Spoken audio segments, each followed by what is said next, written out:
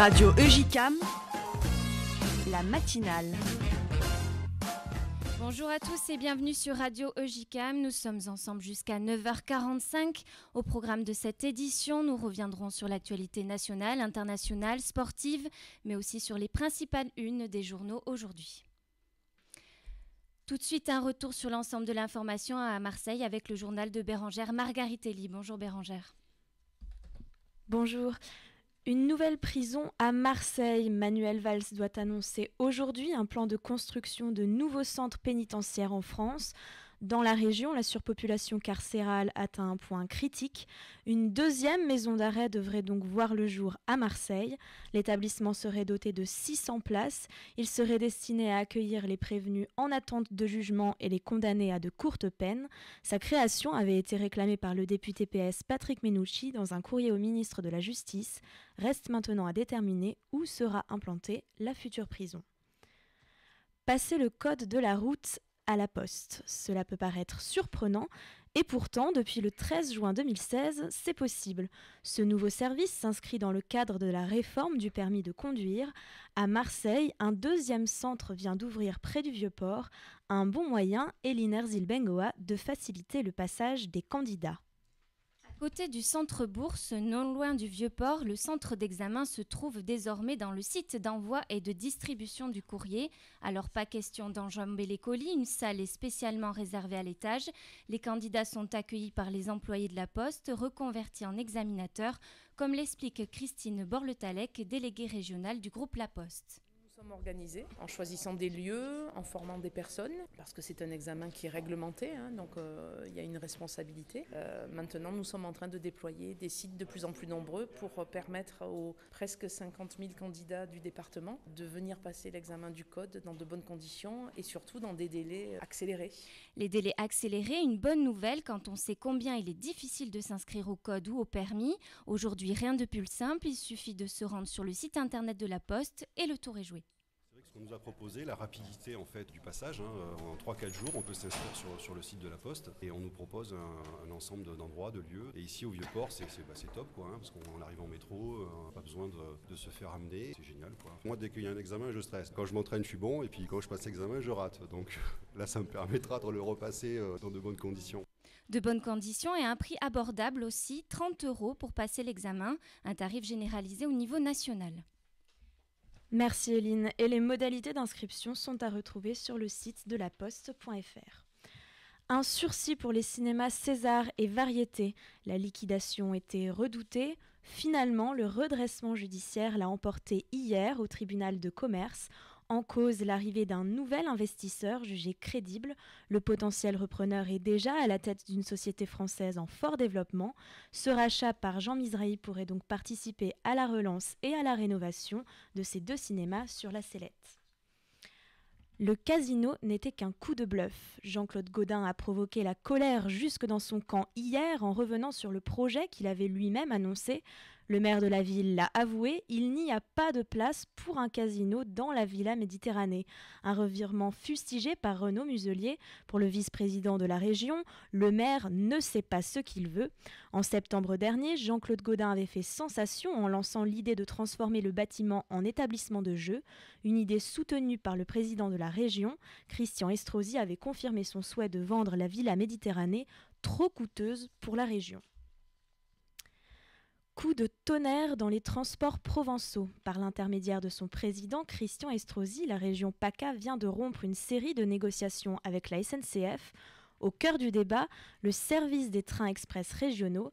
Les explications avec vous, Nicolas Tarade.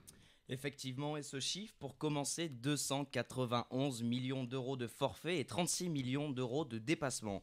La note versée à la SNCF pour l'année 2016 est salée, inadmissible surtout pour Christian Estrosi, président de la région Provence-Alpes-Côte d'Azur. En cause, le fonctionnement aléatoire des trains express régionaux fait de retards quotidiens et de grèves à répétition. Avec cette rupture de négociation entre la région PACA et la SNCF, la compagnie ferroviaire devra désormais facturer seuls les services réellement effectués. Plus généralement, cette mesure ne devrait pas seulement ravir les usagers. Le président de la région PACA veut ouvrir ce marché à la concurrence. Des discussions seraient d'ores et déjà engagées avec Tello, mais la compagnie de transport ferroviaire franco-italienne n'a pas voulu communiquer à ce sujet. Merci Nicolas Tarade. Le tourisme en berne pour 2016. Le rapport du Centre régional de tourisme de Paris affiche une baisse d'1 milliard d'euros cet été. À Marseille, les chiffres n'ont pas encore été rendus officiels. Dans le quartier du Vieux-Port, les professionnels de l'hébergement semblent mitigés. Mathieu Péquignot est allé à leur rencontre. La France, première destination touristique mondiale, risque d'accuser cette année une perte sévère dans ce domaine. La cause, les attentats bien sûr, mais aussi le contexte social. Résultat, les tours opérateurs déconseillent la destination et les effets se sont fait immédiatement sentir. Ce chiffre du Centre régional du tourisme de Paris fait frissonner, près d'1 milliard d'euros du chiffre d'affaires en moins par rapport au même moment l'année dernière. Pour les professionnels, le manque à combler sur la haute saison est donc énorme. Qu'en est-il à Marseille ? Ici, 5,8% de l'emploi salarié est dans le secteur du tourisme. Les impressions pour l'instant dans la deuxième ville de France sont parfois paradoxales. D'un côté, les professionnels ont pu profiter de l'affluence de l'euro, mais d'un autre côté, l'image de la ville a aussi souffert des combats de hooligans. Dans le secteur de l'hébergement, il y a aussi la concurrence du site Airbnb qui, même si depuis quelques mois est forcé de payer une taxe de séjour, rafle une partie croissante de l'activité de l'hôtellerie. En attendant, la cité phocéenne et ses calanques restent une destination prisée des Français et la ville capitale du sport 2017 compte entre autres sur cet événement pour continuer à attirer les touristes. Merci Mathieu Péquignot. Burger King à la frite. L'enseigne américaine vient d'annoncer qu'elle ouvrirait 2 nouvelles enseignes à Marseille. La franchise souhaite renforcer sa présence dans les villes où elle rencontre le plus de succès. La région PACA comptera donc bientôt 8 restaurants Burger King. L'un devrait ouvrir dans le centre commercial de la Valentine, l'autre sur le Vieux-Port. Et bonne nouvelle pour l'emploi, à la clé 200 postes à pourvoir, 120 en CDI, 80 en CDD. Un RSA à condition d'effectuer du bénévolat. C'est illégal. Le tribunal administratif de Strasbourg a tranché hier. Le projet, réclamé par le président du conseil départemental du Haut-Rhin, Éric Stroman, faisait débat depuis février dernier. Dans les Bouches-du-Rhône, personne n'a encore osé proposer cette solution, ce qui n'empêche pas les Marseillais d'avoir leur avis sur la question. Moi, je trouve ça très choquant. Je veux dire qu'on impose du bénévolat, c'est la négation de tout, quoi. C'est pas normal du tout. Ce que ça sous-entend, entre guillemets, c'est que les gens sont payés à rien faire et que c'est un poids pour la société. Il y a une forme un peu d'hypocrisie de dire genre on n'a pas besoin de vous mais il faudrait quand même que vous fassiez du bénévolat. Je peux partager, il faudrait leur proposer un travail, même un quart de temps, mais rémunéré quoi. Finalement, quoi. Il faut les réintroduire dans le système. Il ne faudrait pas que ce soit des gens qui renoncent un peu à tout après. Travailler un peu pour les gens qui ont le RSA, c'est aussi acquérir de la dignité. Le travail n'est pas seulement un moyen de gagner de l'argent, c'est aussi un moyen d'avoir la tête haute et d'être fier de ce que l'on fait. Et c'était des propos recueillis par Chloé Gabory. Chouf est sorti ce mercredi dans les cinémas en France. Pourtant, ce thriller sur fond de trafic de drogue tourné à Marseille n'est programmé que dans 2 cinémas de la ville, le Pâté-Madeleine et Plan de campagne. Les propriétaires des cinémas marseillais auraient peur de voir arriver des jeunes venus des quartiers nord de Marseille, a déploré le réalisateur Karim Dridi. Et il fait gris aujourd'hui à Marseille, tout de suite la météo.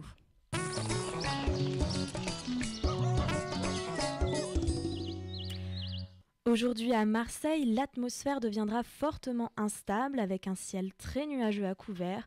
De fortes averses sont attendues dans l'après-midi, mais le vent restera modéré. Les températures, quant à elles, ne devraient pas dépasser les 20 degrés. Avant de faire le point sur la revue de presse à 9h11, tout de suite les titres de l'actualité de ce jeudi 6 octobre. Radio Alain Juppé reprend de l'avance. Selon une enquête Harris Interactive pour France Télévisions, 39% des Français voteraient pour le maire de Bordeaux à la primaire du parti Les Républicains, contre 35% pour Nicolas Sarkozy. Rupture des négociations avec la SNCF, le président de la région PACA, Christian Estrosi, veut ouvrir le marché des TER à la concurrence. Manuel Valls doit annoncer aujourd'hui son plan de construction de nouveaux centres pénitentiaires. Un deuxième serait prévu à Marseille. Les États-Unis se préparent à l'arrivée de la tempête Matthew. L'ouragan a déjà fait 23 morts en Haïti. 3 personnes sont toujours portées disparues. Pour sauver l'usine d'Alstom à Belfort, l'État va sortir le chéquier 500 millions d'euros pour l'achat de 15 TGV. Ils circuleront sur la ligne intercité Bordeaux-Marseille. Le financement n'a pas encore été défini. Il se pourrait que les voyageurs payent plus cher leurs billets. Camille Rivecchio s'est rendue dans la gare Saint-Charles. Les avis des usagers sont plutôt partagés. Sur le quai H qui accueille l'Intercité, Philippe s'apprête à monter dans le train Corail direction Bordeaux vers Montpellier. Pour lui, le voyageur est pris en otage. Je pense que j'aurais pas vraiment la possibilité de choisir. Si ça augmente et que j'ai vraiment besoin de faire des déplacements, je les ferai. Je dirais qu'un Intercité me suffirait. J'ai pas forcément besoin d'aller plus vite. Alors Montpellier, c'est pas très loin aussi de Marseille, donc c'est 1h30 de trajet. C'est déjà assez peu. Ouais. Chantal, elle, se rend à Brive. Elle concède que la qualité de service laisse à désirer. C'est pourquoi elle est prête à mettre le prix. Si ça peut améliorer le trajet, les services, oui, ça peut être amélioré largement. De son côté, Christophe est prêt à faire des concessions pour une bonne raison. Je suis prêt à payer un peu plus, oui, bien sûr. Si ça peut sauver une usine de Belfort que je connais bien, puisque je suis d'origine franc-comtoise. Philippe Cretin est directeur régional de la Fédération nationale des associations d'usagers des transports. Cette hausse tarifaire, il n'y croit pas et il explique pourquoi. Ça reste toujours des corails intercités à réservation obligatoire, comme les TGV. Il n'y aura pas de surcharge financière pour le ticket du passager. Un train qui est à réservation obligatoire, par le coût de la réservation, le ticket est déjà plus cher. Donc, comme le TGV est à réservation obligatoire qui va remplacer le fameux intercité, il n'y aura pas de surcoût pour le passager au niveau du ticket. Si effectivement ça aurait été un intercité sans réservation obligatoire et qu'on mette un train à réservation obligatoire, effectivement, là, il y aurait un surcoût. Je vais donner par exemple, on a eu longtemps entre Strasbourg et Lyon des corails qui n'étaient pas un supplément. Le jour où on a mis un TGV à la place du train corail, eh ben, le fait que la réservation est obligatoire, ça donnait un surcoût au billet. De nouvelles discussions cette semaine entre les acteurs du secteur devraient permettre de clarifier le financement. Un reportage ainsi que l'ensemble de la matinale à retrouver sur notre site internet eujicam.univ-amu.fr. On continue de faire le tour de l'actualité, mais cette fois-ci dans les journaux. Il est 9h12, c'est la revue de presse avec Léa Soula. Bonjour Léa. Bonjour. Est-ce qu'il y a une qui se distingue aujourd'hui ? Alors, on a la Syrie dans la presse ce matin encore. Le Monde en fait sa une et propose une enquête sur Bachar al-Assad, le maître du chaos syrien. Un avis légèrement différent du côté du Figaro qui titre carrément « Washington-Moscou, le retour de la guerre froide avec Poutine en grand patron syrien ». Tout un programme. Pour les Échos, la une est plus nationale, ça s'intitule « Emploi des jeunes, échec d'une politique ». L'occasion de critiquer le bilan de François Hollande 7 mois avant la fin de son mandat.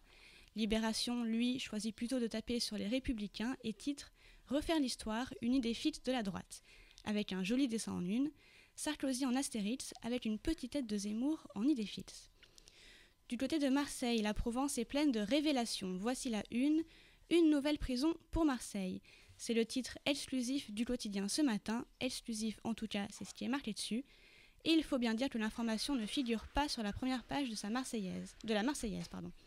Sa une, Marseille à mauvaise école, s'intéresse à la construction de 60 000 logements sans équipement public dans le 3e arrondissement. Et ce n'est pas tout, l'affaire du jour, toujours selon la Provence, c'est le casino à la Villa Méditerranée. C'était juste un coup de bluff, titre le quotidien. On saluera le jeu de mots et surtout l'abandon par Jean-Claude Gaudin d'un projet qu'il a lui-même initié.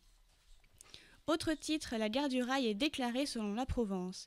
Un titre offensif pour un sujet épineux, sujet repris aussi par la Marseillaise. Sauf qu'elle a choisi son camp et attaque le président de région. Elle titre « Christian Estrosi fait dérailler la SNCF pour rupture des négociations ». On vous assure pourtant l'information est bien la même. Enfin, les deux quotidiens régionaux consacrent un petit carré de leur une au cinéma, mais pas de la même manière. La Provence cible sur le sursis accordé aux variétés et aux Césars en difficulté financière. La Marseillaise, elle, propose un focus sur la 11e édition du festival Film Femmes Méditerranée. Merci Léa, nous ferons aussi un point sur l'actualité des Pure Players à 9h28. Vous êtes toujours sur Radio OJCAM, tout de suite les résultats de l'Olympique de Marseille et une course de guerriers dans la boue. C'est le journal des sports présenté par Mathieu Péquignot. Radio OJCAM, le journal des sports. La La Spartan Race est de retour. Elle se tiendra samedi et dimanche sur le circuit Paul Ricard du Castellet. Pour sa 4e édition, l'épreuve des guerriers a ajouté de nouveaux obstacles à son parcours déjà réputé très dur. Par exemple, une grande échelle baptisée Stairway to Sparta.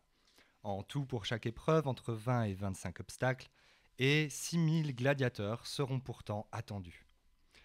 L'OM a fait match nul hier contre l'équipe nationale du Cameroun. Le match se déroulait à huis clos, le score 1-1. Vincent Aboubakar a ouvert le score pour le Cameroun sur penalty à la 28e minute. Rolando a égalisé quelques minutes plus tard sur un corner de Maxime Lopez, dévié par Doria. L'OM toujours passe à la médecine douce. L'entraîneur Franck Passy a décidé d'engager un spécialiste du sommeil et un prof de yoga. Nouvelle méthode pour un nouveau départ. Au centre de formation, un couvre-feu à 22h a été instauré. Et pour Lassana Diarra et ses camarades, obligation de se relaxer donc.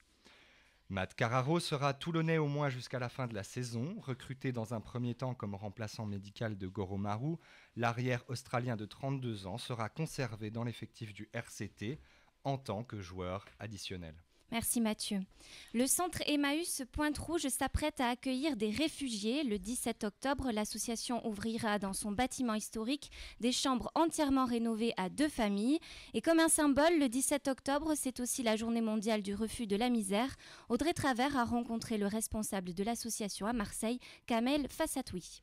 Alors, l'accueil des migrants à Emmaüs, c'est quelque chose d'important, c'est historique. On n'accueille pas des migrants depuis peu, on a toujours accueilli en fait des demandeurs d'asile, des tas de personnes. Pour Emmaüs, l'accueil c'est quelque chose de fondamentalement important, c'est un accueil inconditionnel. Donc effectivement sur l'accueil des migrants ou l'accueil des réfugiés de guerre, nous sommes bien sûr partie prenante parce qu'Emmaüs défend toujours les opprimés. Nous allons les accueillir à bras ouverts et nous allons tout faire pour les accompagner dans leur démarche, dans leur vie, pour qu'ils puissent enfin retrouver un peu de paix et de sérénité dans des moments difficiles. Est-ce que votre centre, ce sera juste de l'accueil ou est-ce que vous allez les aider à la réinsertion? Est-ce qu'il y aura des cours? Comment ça va se passer? Les communautés Emmaüs, ce sont des lieux très particuliers. Les personnes qui sont accueillies, que ce soit des hommes ou des femmes, ont le statut de compagnons d'Emmaüs, c'est-à-dire qu'ils participent aux activités de solidarité que nous avons au sein de notre communauté. Donc les réfugiés de guerre qui deviennent compagnons vont travailler avec Emmaüs. Nous assurons, nous, l'accompagnement. Il ne s'agit pas simplement que les personnes travaillent à valoriser les dons. On les accompagnera, puisque nous avons un travailleur social chez nous, une assistante sociale. On fera tout pour qu'elles s'épanouissent et elles retrouvent un sens à leur vie. Qu'est-ce que ça représente pour vous personnellement de faire ça? Personnellement, moi je suis à Emmaüs depuis une vingtaine d'années maintenant, j'y travaille, donc c'est une continuité en fait de nos actions. C'est-à-dire que nous on n'est pas sur les scoops ou sur des coups de communication. Ce que nous faisons nous depuis très très longtemps, on le démontre encore aujourd'hui qu'on est dans le vrai. C'est qu'en fait on a à être là lorsqu'il s'agit de droits humains. Et je suis plutôt fier, oui, effectivement, d'être à Emmaüs. Je préfère travailler à Emmaüs qu'à Airbus. Kamel Fassatoui, responsable de l'association Emmaüs à Marseille, il répondait aux questions d'Audrey Travers. Il est 9h17. Avant de développer les titres de l'actualité nationale et internationale, la région PACA l'a annoncé hier. Elle rompt les négociations avec la SNCF. Philippe Tabarot est vice-président de la région en charge des transports et de l'intermodalité et des déplacements. Il suit les pas de son président et ne veut pas que les usagers soient pris en otage. Le partenariat est fini, ça a été clairement défini par le président Estrosi. On avait une convention qui arrivait à échéance le 31 décembre et on ne souhaite pas reconduire cette convention. La région souhaite de manière unilatérale mettre en place son plan de transport. On considère que la SNCF a failli à ses obligations contractuelles. Nous avons un vrai différend également au niveau financier sur les prestations. Donc à partir de ce moment-là, nous avons pris cette décision. Je rassure les usagers, les trains continueront à circuler dans les mêmes conditions quasiment l'année prochaine. Pour autant, nous souhaitons stopper ces discussions parce que malheureusement, un certain nombre d'engagements n'ont pas été tenus et on le regrette. Et puis la région, vous achetez le matériel, mais vous n'en êtes pas propriétaire. Est-ce que c'était ça aussi finalement le problème ? Écoutez, ça c'est une discussion que nous avons dans le cadre de l'Association des régions de France pour faire reconnaître ce droit de propriété pour les régions. Les discussions sont en cours avec cette association et nous souhaitons, dans le cadre bien sûr d'une future mise en concurrence, de pouvoir récupérer la propriété de ce matériel pour pouvoir, s'il fallait le faire, aller avec un autre opérateur et nous être propriétaires à la fois du matériel et des installations de maintenance. Et comment cette rupture de contrat va se matérialiser? Alors, ce n'est pas une rupture de contrat puisque nous allons au bout de la convention, mais ce n'est pas un renouvellement de cette convention. Ça va se matérialiser tout simplement avec la région qui décidera, qui passera commande et la SNCF qui sera obligée d'appliquer sa commande. Ce sera au tarif que souhaitera la région, des tarifs qui seront en rapport avec ce que nos bureaux d'études nous disent. Et si la SNCF n'est pas d'accord, elle contestera ça devant les tribunaux, mais elle est obligée d'appliquer le plan transport qui sera décidé par la région. Une interview de Philippe Tabarot réalisée par Nicolas Tarade. Tout de suite, les titres de l'actualité aujourd'hui. Alain Juppé reprend de l'avance. Selon une enquête Harris Interactive pour France Télévisions, 39% des Français voteraient pour le maire de Bordeaux à la primaire contre 35% pour Nicolas Sarkozy. Manuel Valls doit annoncer aujourd'hui son plan de construction de nouveaux centres pénitentiaires. Un deuxième serait prévu à Marseille. Les États-Unis se préparent à l'arrivée de la tempête Matthew. L'ouragan a déjà fait 23 morts en Haïti. 3 personnes sont toujours portées disparues. Antonio Guterres, pour succéder à Ban Ki-moon, l'ancien ministre portugais et haut-commissaire aux réfugiés, est assuré de devenir le nouveau secrétaire de l'ONU après un vote informel au Conseil de sécurité. Il est 9h20, vous êtes bien sur Radio OJCAM. Nous sommes encore ensemble jusqu'à 9h45 avec vous, Nicolas Tarade. Bonjour. Bonjour Eline, bonjour à tous. Heureux de vous retrouver pour cette nouvelle matinale sur Radio OJCAM. Nous sommes effectivement encore ensemble pour une demi-heure d'informations avec des reportages, des invités, des revues de presse. Mais tout de suite, un point sur l'actualité de ce jeudi 6 octobre avec Camille Riviexio. Bonjour Camille. Bonjour. Votre adolescent est peut-être concerné ou le sera prochainement par l'examen du code de la route. À Marseille, vous pouvez l'inscrire à la poste. 600 personnes l'ont déjà passé depuis juillet. Hier, un deuxième centre a ouvert près du Vieux-Port. Alors comment s'inscrire? À quel prix? Toutes les explications d'Eline Ercil-Bengoa.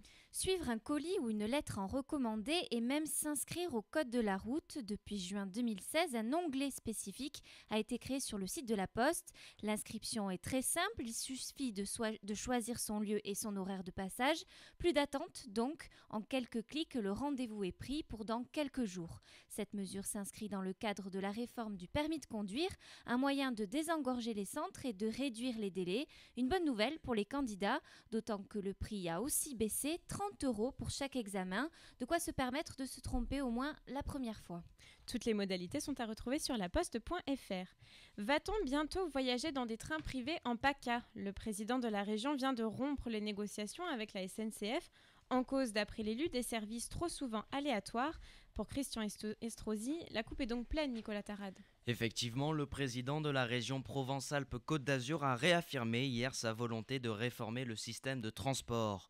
Au cœur du débat, les nombreux retards des trains express régionaux et les grèves à répétition de la SNCF. Mais au juste, en quoi consiste réellement sa mesure?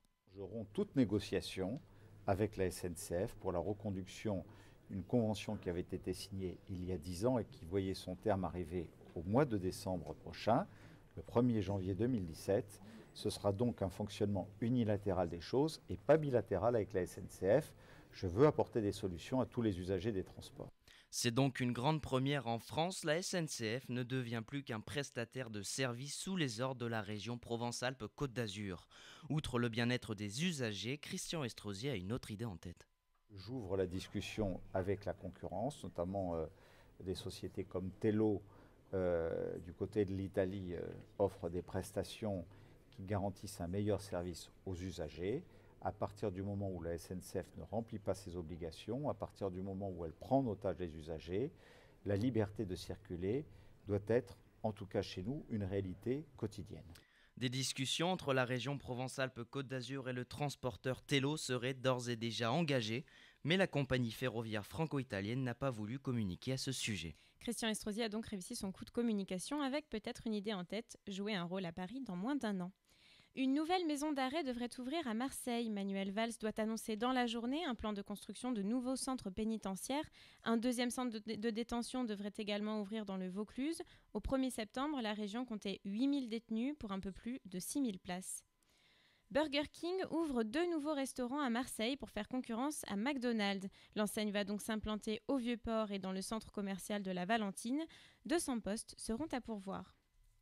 Airbus Hélicoptères perd son contrat avec la Pologne. Le pays devait commander à l'entreprise 50 hélicoptères militaires construits à Marignane pour un montant de 3,14 milliards d'euros. Une très mauvaise nouvelle alors que le fabricant souffre déjà d'un carnet de commandes pauvre. Il s'est donné 4 mois cruciaux pour déterminer l'avenir du site et de ses 8500 salariés. Rien ne va plus à la Villa Méditerranée. Après avoir défendu le projet d'un casino, Jean-Claude Gaudin a changé d'avis. Il n'y a pas la place, a affirmé hier le maire de Marseille chez nos confrères de France Inter. Yves Morenne s'offusque contre la venue d'une quinzaine de migrants sur son secteur. Dans une lettre adressée au préfet, le maire des 6e et 8e arrondissements dénonce une décision sans concertation. Il exprime son opposition absolue et alerte, dit-il, sur l'émotion déjà forte dans le quartier. Le temps radieux de l'été est passé et les résultats du tourisme dans la région parisienne font grise mine. En Provence, les chiffres ne sont pas encore connus, mais les professionnels du secteur s'inquiètent. Mathieu Péquignot revient sur la situation. L'été 2016, une saison qui n'a visiblement pas tenu ses promesses, malgré l'Euro de football. Sur la place de l'Opéra, M. Chourard, le gérant de l'hôtel 2 étoiles Relax, a eu un été très inférieur à sa moyenne, à tel point qu'il est prêt de mettre la clé sous la porte. L'euro a fonctionné pour les jours de match, pas pour tout le mois. Disons, on est remonté à peut-être 50%, 60% de notre capacité d'accueil.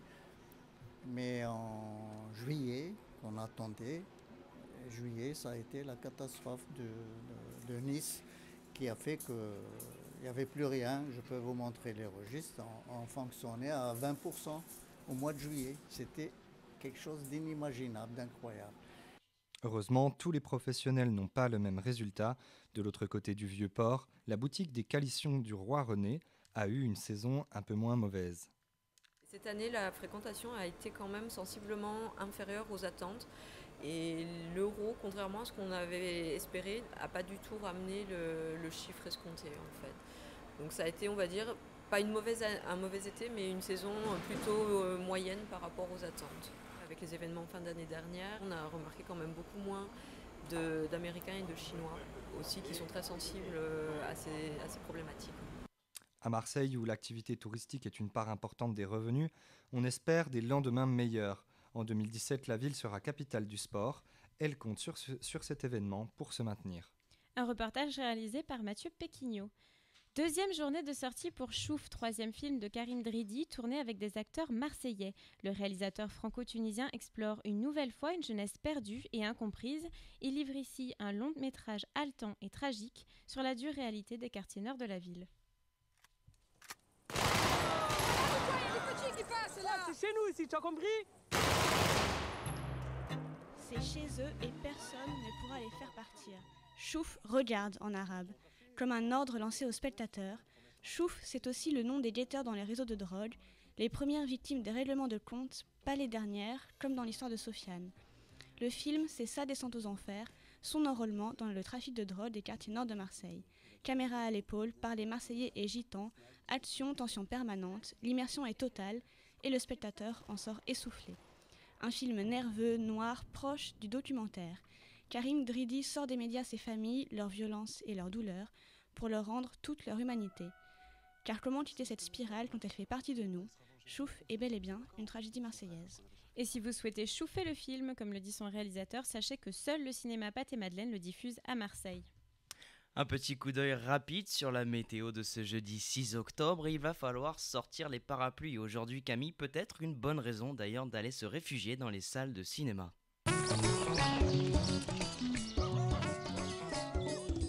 Aujourd'hui, le temps est maussade. Ce matin, le ciel est nuageux avec tout de même quelques éclaircies, mais l'après-midi, le temps vire à l'orage avec des précipitations du Pays d'Aix à Marseille ainsi que dans l'est du Var. Côté température, ce matin, 14 degrés à Marseille, 11 à Aix-en-Provence, cet après-midi jusqu'à 20 degrés à Aubagne et Toulon. Le beau temps reviendra vendredi et on profitera d'un week-end plutôt ensoleillé grâce à l'effet du Mistral. Il fera donc moche, mais il fera quand même plutôt chaud aujourd'hui donc en Provence. On va changer de sujet, autre ambiance. Aujourd'hui dans les médias web, on trouve des questions, des amitiés dangereuses, des décisions de justice ou encore de l'islamisme, Chloé Gabory. Et oui, on commence avec Mars Actu qui ouvre sans surprise la journée sur la décision de Christian Estrosi d'arrêter les négociations avec la SNCF pour les TER. Une question se dessine pour le titre marseillais. Christian Estrosi peut-il vraiment se passer de la SNCF ? Et dans l'actualité marseillaise, on trouve aussi une décision de justice en ce qui concerne le parc Corot, une résidence très dégradée du 13e arrondissement de Marseille. Les propriétaires refusent la nomination d'un administrateur pour tenter de redresser cette résidence. Sur décision de la Cour de cassation, ils ne pourront pas aller jusqu'au Conseil constitutionnel comme ils le souhaitaient. Et dans l'actualité nationale, pour le site d'investigation Mediapart, le sujet de la journée est la 4e manche du procès opposant Jean-Marie Le Pen au Front National. Pour la journaliste Marine Turchi, les deux parties s'écharpent. Le jugement a été mis en délibéré au 17 novembre. À lire également un reportage sur l'impuissance des dirigeants du monde à s'accorder sur les questions très actuelles des migrants ou de la Syrie durant la 71e session de l'Assemblée générale de l'ONU. Et sur la page du site Slate, le bandeau principal est un article plutôt personnel à propos de ces amitiés qui peuvent être malsaines. On peut y lire le témoignage de Nathalie avec comme titre « Un jour, elle est devenue amie avec Ulrich et depuis, elle n'accordera plus jamais sa confiance ». Slate a donc voulu valoriser leur reportage plutôt que de mettre en lumière les grandes informations de la journée. En effet, Nicolas, et après avoir parcouru cette information essentielle s'il en est, on pourra lire sur Slate toujours un reportage sur les effets de l'État islamique en Afghanistan avec une phrase forte « En Afghanistan, l'EI tue les garçons, les filles, les femmes, les hommes, tout le monde ». Et enfin, l'État islamique est aussi en une sur le site des Jours. Le nouvel épisode de la série Les Revenants est en ligne. David Thompson va à la rencontre de ces hommes ou ces familles qui ont fait le djihad et sont revenus en France déçus. L'épisode de ce jeudi 6 octobre se concentre sur le quotidien dans les prisons françaises des hommes revenus de Syrie ou d'Irak avec un titre sobre, l'État islamique, section prison. Merci Chloé. L'opération Octobre Rose est de retour. L'objectif, sensibiliser l'opinion publique au cancer du sein. La campagne permet notamment aux femmes de faire effectuer une mammographie gratuitement tous les 2 ans. Mais si cette maladie est de mieux en mieux soignée, le taux de dépistage lui stagne. Un souci car plus un cancer du sein est détecté tôt, plus le taux de guérison est élevé. Régine Maluski, gynécologue dans le 1er arrondissement de Marseille, nous rappelle la gravité de ce cancer et l'importance de son dépistage. Le cancer du sein, c'est le cancer le plus répandu chez la femme à partir de l'âge de 50 ans. C'est un cancer qui est très fréquent, mais qu'on dépiste de mieux en mieux et qui est surtout très guérissable, dans à peu près 80% des cas au moins. Donc la mortalité, on meurt moins de cancer du sein qu'il y a 30 ans. Alors justement, Dr Maluski, quel est l'intérêt du dépistage ? L'intérêt du dépistage, c'est de dépister des choses qui ne sont pas palpables et qui ne donnent aucun signe. C'est le principe même du dépistage radiologique par la mammographie qui devrait être systématique à partir de l'âge de 50 ans. Et c'est l'organisation Arcade dans la région PACA qui s'occupe de ça, qui envoie des convocations à toutes les femmes de 50 à 75 ans tous les 2 ans. Est-ce que le cancer du sein peut aussi toucher les femmes en dessous de cet âge ? Ce n'est pas l'apanage de la femme de plus de 50 ans. Il y a aussi des femmes jeunes qui ont des cancers du sein, malheureusement, qui sont souvent un peu plus agressifs. C'est souvent d'autres problèmes d'origine génétique du cancer du sein qui, là, demandent un dépistage ciblé d'une population ciblée en faisant des enquêtes génétiques et qui sortent du dépistage classique. Dr Maluski, le dépistage organisé, c'est-à-dire reconnu par la Sécurité sociale, a été récemment remis en cause par un comité d'experts. Qu'en pensez-vous à titre personnel ? Je pense que le dépistage, c'est une bonne chose. Qu'il soit pris en charge par les organismes de la sécurité sociale, je pense que c'est aussi une très bonne chose. Maintenant, qu'il y ait un peu trop d'assistanat, ça c'est un autre problème, c'est un problème de société, c'est-à-dire qu'on vous convoque et vous y allez, que vous ne faites pas la démarche de vous-même. Mais moi je trouve que c'est bien de rappeler aux gens, comme on rappelle, comme on a des alarmes sur nos téléphones, ben là vous avez un organisme qui vous rappelle, il faut vous faire dépister, sinon vous oublieriez de le faire. Il y a plein de populations défavorisées qui passeraient au travers, sinon. On parle beaucoup de la gratuité des soins et ça, et le dépistage c'est totalement gratuit, et je pense que c'est une très bonne chose. Par contre, on devrait beaucoup plus insister, à mon avis, sur l'alcool, la surcharge pondérale, tout ça, pour le cancer du sein, parce que ce sont des facteurs qui sont mal connus, et c'est très bien de faire ces mammographies, mais si en même temps on a un mode de vie qui va dans le bon sens, c'est encore mieux.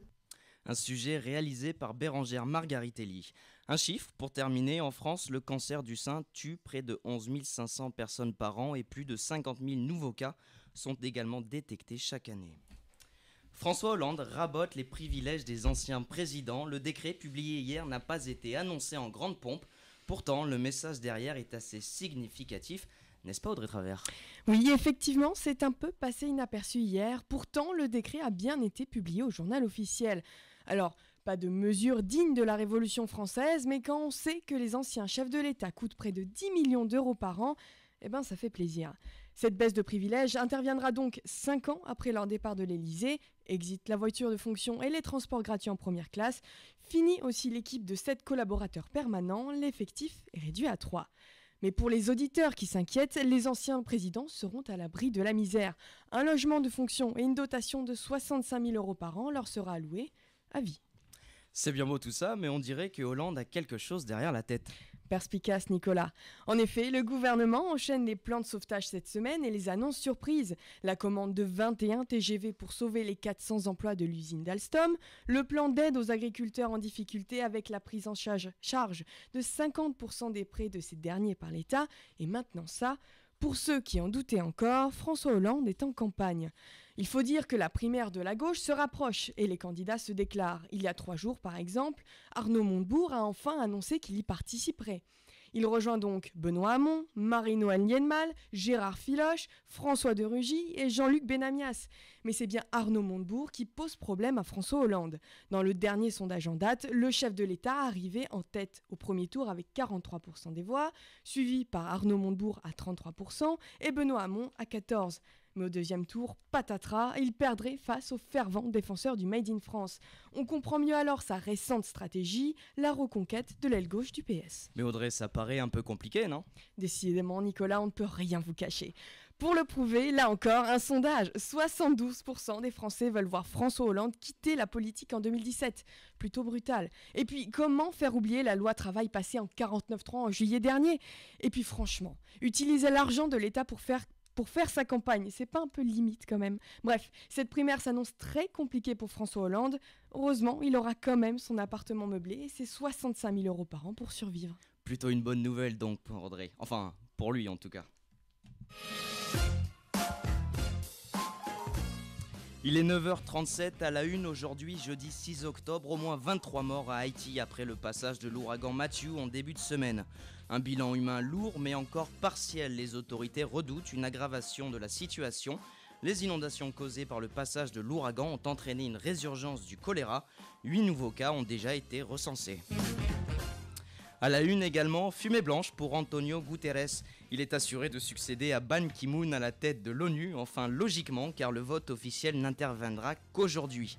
Si l'ancien Premier ministre portugais est élu, il devra par la suite recueillir le vote favorable de l'Assemblée générale des Nations unies avant de prendre ses fonctions le 1er janvier prochain.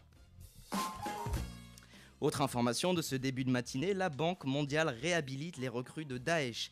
Selon l'étude réalisée par l'organisme financier grâce à la fuite de données internes de l'État islamique, les recrues étrangères de Daesh ont un niveau d'éducation plus élevé qu'attendu. Plus d'un quart d'entre eux ont étudié à l'université et près de la moitié ont effectué des études secondaires. Les auteurs du rapport ont traité des informations concernant le pays de résidence, la nationalité, le niveau d'éducation ou encore les expériences précédentes dans le djihadisme et la connaissance de la charia. En France, Alain Juppé fait toujours la course en tête. Selon le sondage réalisé par Harris Interactive pour France Télévisions, Le maire de Bordeaux est donné en tête à 39% lors du premier tour de la primaire du parti Les Républicains, contre 35% pour Nicolas Sarkozy. Le premier débat est prévu le jeudi 13 octobre sur RTL et TF1. Des échauffourées ont éclaté à Bastia hier en fin d'après-midi entre des forces de l'ordre et des jeunes nationalistes. 4 membres des forces de sécurité ont été blessés lors d'incidents avec plusieurs dizaines de nationalistes corses. Ils dénonçaient les réquisitions du ministère public contre 3 de leurs camarades jugés à Paris. Et malgré la violence des faits, aucune interpellation n'est à signaler. Et dans l'actualité régionale, Christian Estrosi rompt les négociations avec la SNCF. 2 nouvelles prisons annoncées près de Marseille et dans le Vaucluse. Et une mauvaise nouvelle pour Airbus Hélicoptère. C'est à vous, Mathieu Péquignot. Coup de théâtre dans les transports provençaux. Christian Estrosi vient de rompre les négociations avec la SNCF. 291 millions d'euros, c'est la note due à la campagne ferroviaire pour l'année 2016. Le président de la région PACA dénonce des prestations trop souvent aléatoires. Pour lui, la coupe est donc pleine, Nicolas Tarade. Effectivement, le président de la région PACA a réaffirmé hier sa volonté de réformer le système de transport. Au cœur du débat, les nombreux retards des trains express régionaux et les grèves à répétition de la SNCF. Mais au juste, en quoi consiste réellement sa mesure ? Nous aurons toute négociation avec la SNCF pour la reconduction d'une convention qui avait été signée il y a 10 ans et qui voyait son terme arriver au mois de décembre prochain. Le 1er janvier 2017, ce sera donc un fonctionnement unilatéral des choses et pas bilatéral avec la SNCF. Je veux apporter des solutions à tous les usagers des transports. C'est donc une grande première en France. La SNCF ne devient plus qu'un prestataire de services sous les ordres de la région PACA. Outre le bien-être des usagers, Christian Estrosi a une autre idée en tête. J'ouvre la discussion avec la concurrence, notamment des sociétés comme Tello, du côté de l'Italie, offre des prestations qui garantissent un meilleur service aux usagers. À partir du moment où la SNCF ne remplit pas ses obligations, à partir du moment où elle prend en otage les usagers, la liberté de circuler doit être, en tout cas chez nous, une réalité quotidienne. Des discussions entre la région PACA et le transporteur Tello seraient d'ores et déjà engagées, mais la compagnie ferroviaire franco-italienne n'a pas voulu communiquer à ce sujet, Mathieu. Selon un audit de la région, cette mesure permettrait d'économiser près de 36 millions d'euros par an. Un nouveau centre de détention dans le Vaucluse et une maison d'arrêt à Marseille. Le Premier ministre Manuel Valls doit annoncer aujourd'hui son plan de construction de nouveaux centres pénitentiaires. Objectif, atteindre 80% d'encellulement individuel afin que l'enfermement ne soit pas incompatible avec la dignité, selon les termes du ministre de la Justice, Jean-Jacques Urvoas. En PACA, où la surpopulation est un problème aigu, les nouveaux centres devraient offrir près de 2000 places supplémentaires. Une mauvaise nouvelle pour Airbus Hélicoptère. La Pologne vient d'annoncer rompre les négociations au sujet des 50 hélicoptères militaires construits au siège de l'entreprise à Marignane. Un contrat de 3,14 milliards d'euros qui s'envole, alors que l'entreprise craignait dernièrement de voir supprimer 400 emplois sur les 8500. Le 19 septembre, le PDG Guillaume Faury évoquait 4 mois cruciaux à venir. Il commence bien mal. Comme chaque année en France, c'est le retour de l'opération Octobre Rose. Objectif, sensibiliser l'opinion publique dans la lutte contre le cancer du sein. La campagne résonne donc tout particulièrement à Marseille, une des villes les plus engagées dans cette lutte. L'occasion pour Bérangère Margaritali de revenir sur cette maladie et l'importance de son dépistage. Symbole de votre féminité, petit ou gros, rond ou allongé, peu importe, vos seins font partie de vous. Et puis un jour, tout bascule. Une boule s'est logée dans votre poitrine. Aujourd'hui, le cancer du sein touche 50 000 femmes et cause près de 12 000 décès par an. C'est le cancer le plus répandu. Une Française sur 8 aura un jour un cancer du sein. Un cancer qui peut survenir à tout âge et dont le risque d'apparition augmente passé 40 ans. Mais après avoir bondi ces dernières années, enfin une bonne nouvelle, le nombre de nouveaux cas est en train de se stabiliser. La mortalité, elle, recule, résultat de progrès considérables dans le dépistage et la prise en charge de la maladie. Car dans l'immense majorité des cas, ce cancer peut être guéri à condition d'être détecté assez tôt. Dès l'âge de 25 ans, il est donc recommandé de faire effectuer une palpation par le médecin une fois par an. Au-delà de 50 ans, les femmes sont invitées tous les 2 ans à se faire dépister en passant une mammographie. L'objectif, découvrir des anomalies encore non visibles. Alors, mesdames, faites surveiller vos seins. Bérangère Margaritali pour France Bleu Provence. Passer le code de la route à la poste, cela peut paraître surprenant. Et pourtant, depuis le 13 juin 2016, dans le cadre de la réforme du permis, les centres d'examen se trouvent dans les bureaux de poste. Depuis lundi, un deuxième centre a ouvert à Marseille, près du Vieux-Port. Un bon moyen, Eline Erzil-Bengoa, de faciliter le passage des candidats. Suivre un colis ou une lettre recommandée et même s'inscrire au code de la route. Depuis juin 2016, un onglet spécifique a été créé sur le site de la Poste. L'inscription est très simple, il suffit de choisir son lieu et son horaire de passage. Plus d'attente donc, en quelques clics, le rendez-vous est pris pour dans quelques jours. Cette mesure s'inscrit dans le cadre de la réforme du permis de conduire, un moyen de désengorger les centres et de réduire les délais. Une bonne nouvelle pour les candidats, d'autant que le prix a aussi baissé, 30 € pour chaque examen, de quoi se permettre de se tromper au moins la première fois. Toutes les modalités d'inscription sont à retrouver sur le site www.laposte.fr. Fin du suspense, il n'y aura pas de casino à la Villa Méditerranée. Jean-Claude Gaudin a fini par admettre hier que le bâtiment était trop petit pour accueillir l'installation. Que se passerait-il si les 100 000 bénéficiaires du RSA dans les Bouches-du-Rhône devaient travailler pour recevoir leurs aides ? Cette initiative a en tout cas été lancée dans le département du Haut-Rhin par Éric Straumann, président du conseil départemental, avant d'être jugée illégale par le tribunal administratif de Strasbourg hier matin. Avant cela, elle avait provoqué une vive polémique. Pourquoi, Chloé Gabory ? Et oui, pourquoi ? Pourquoi l'idée d'Éric Straumann dans le Haut-Rhin a-t-elle déclenché une si forte opposition quand dans la Drôme ou dans la Somme, où elle a aussi été testée, personne n'en a touché mot ?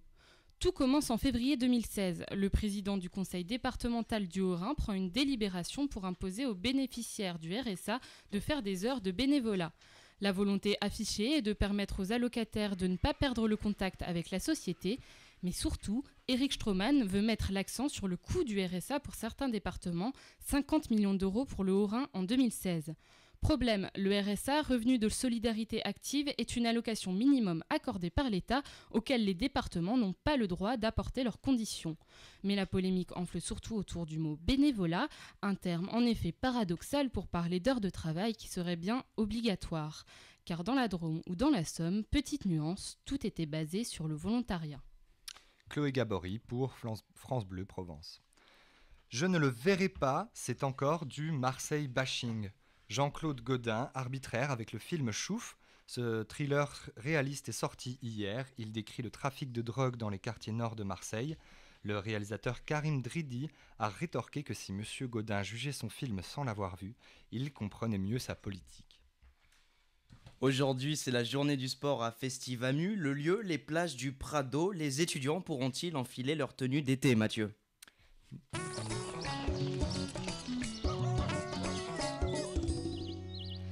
Non, malheureusement, Nicolas, il risque de patauger dans la boue aujourd'hui, puisque la journée sera jalonnée d'orages sur la côte. Les températures à Marseille seront malgré tout élevées, entre 19 et 21 degrés.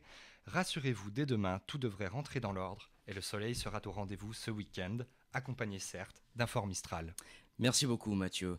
Il est 9h47, c'est déjà la fin de la matinale sur Radio EJK. Mana, Isaora, Guillaume Gouffier était à la technique.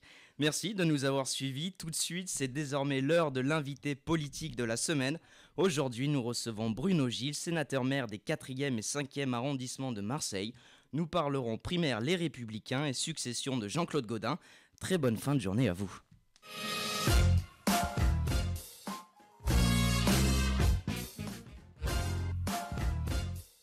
La matinale. Bonjour et bienvenue à Radio EJCAM. L'invité politique de la matinale est ce matin le sénateur Les Républicains Bruno Gilles. Bruno Gilles, bonjour. Bonjour. Vous êtes aussi maire des 4e et 5e arrondissements de Marseille et président de la fédération LR des Bouches-du-Rhône. Vous soutenez d'ailleurs la candidature de Nicolas Sarkozy pour la primaire des Républicains les 20 et 27 novembre prochains. Alors pourquoi Sarkozy serait d'après vous un bon candidat ? Qu'est-ce qui pourrait le distinguer des autres ? D'abord, c'est un choix d'équipe qui est fait dans les Bouches-du-Rhône par des personnalités politiques importantes, comme le sénateur-maire de Marseille, Jean-Claude Gaudin, comme la présidente du conseil départemental, Martine Vassal, ou le député européen, Renaud Muselier. Je pourrais citer beaucoup d'élus. Donc, c'est aussi toute une équipe, toute une série d'élus importants de notre département qui ont choisi de s'engager derrière Nicolas Sarkozy pour plusieurs raisons. D'abord, sa stature internationale, dans la situation économique, sociale, internationale très difficile. Avoir à la tête de l'État un ancien président de la République qui aura immédiatement ses contacts avec l'Europe, avec les États-Unis, avec la Russie, c'est un argument pour moi assez important. On a vu le risque qu'on a pris il y a 5 ans lorsqu'on a mis un amateur à l'Élysée. Donc, malgré tous les petits reproches qu'on peut faire parfois à Nicolas Sarkozy, c'est un pro, c'est un motivé, il croit en beaucoup de choses et je pense qu'en ce moment, ça pourrait être l'homme de la situation. D'accord, donc il a les contacts et l'expérience. Malgré tout, il y a en ce moment pas mal d'affaires autour de lui. Il y a l'affaire Bill Magnon qui revient régulièrement, qui est revenue il y a 2 jours dans le discours d'Emmanuel Macron à Strasbourg. Il y a son ancien conseiller Patrick Buisson qui a sorti un livre à charge récemment. Vous ne pensez pas peut-être que son image pourrait en souffrir? Est-ce qu'il reste toujours pour les électeurs un candidat irréprochable? Écoutez, presque tous les jours, et sans doute ça jusqu'au 27 novembre, il y aura quelque chose qui va essayer de venir gripper la campagne de Nicolas Sarkozy. Macron, je l'élimine immédiatement. Je n'ai, et Nicolas Sarkozy n'a aucune leçon de savoir-vivre de politique à recevoir de M. Macron, cet homme qui doit toute sa carrière politique au président de la République et qui fuit, qui déserte, qui s'en va au moment où le gouvernement a besoin d'un ministre comme lui. Pour moi, c'est une bulle médiatique qui fait peut-être un peu vendre, qui fait peut-être un peu parler.